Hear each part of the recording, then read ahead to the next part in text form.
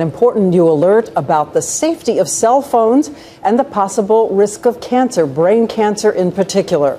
It comes from the World Health Organization, the powerful health arm of the United Nations, and scientists from 14 countries have reversed those years of reassurance. After a new review of all the evidence, the scientists decided to put cell phones in the same risk category as chloroform, exhaust from gas engines, and the pesticide DDT. So what has changed? How strong is the evidence? Our Jim Sciutto has spent the entire day questioning the experts. He's here now. Jim.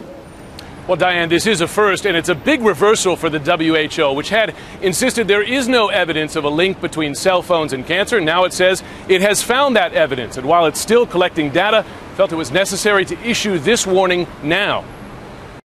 This is your brain with a cell phone turned off, and this is your brain with a cell phone turned on. Notice the red areas at the top. Studies had already established that radiation from cell phones increases brain activity. Today, for the first time, the WHO concluded that low-level radiation from cell phones could possibly cause cancer. A 2010 study they examined showed participants who used cell phones for more than 10 years had double the rate of a rare type of brain tumor called a glioma.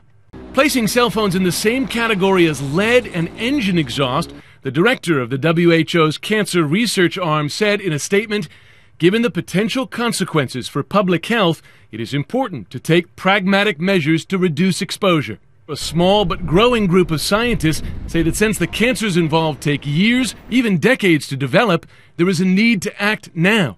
A lot more research needs to be done, but science is very slow on these matters. It took decades to move from cigarettes may cause harm to cigarettes actually cause harm. Today, CTIA, the group representing the wireless industry, noted the WHO did not conduct any new research, adding, in the past it's given the same score to pickled vegetables and coffee.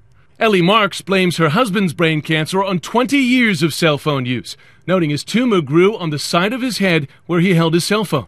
Do you wish a warning like this had come out years ago?